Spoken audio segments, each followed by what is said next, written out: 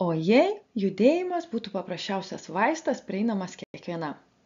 Vis daugiau mokslinių tyrimų rodo, kad ilgas sėdėjimas kenkia sveikatai beveik taip pat stipriai, kaip kai kurie žalingi įpročiai, pavyzdžiui, rūkymas.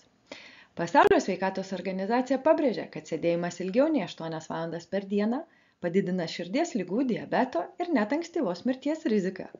Tačiau net trumpi pasivaikščiojimai, tempimo pratimai ar keli pritūpimai per dieną gali reikšmingai pagerinti kraujotaką, suteikti daugiau energijos ir paskatinti smegenų veiklą.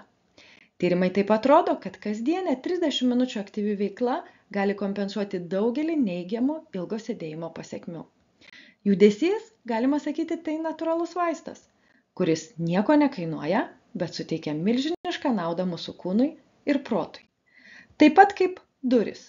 Jei ilgai neįpili aliejaus į vyrius, jos pradeda su laiku girgždėti. Kas tau lengviausia? Pasivaikščiojimas, tempimo pratimai ar tiesiog keli paprasti judesiai? Prenumeruok ir gauk priminimą, kaip paprastais būdais pasirūpinti savo kūnu ir gal net įkvėpti kitus. Ačiū, kad žiūrėjai.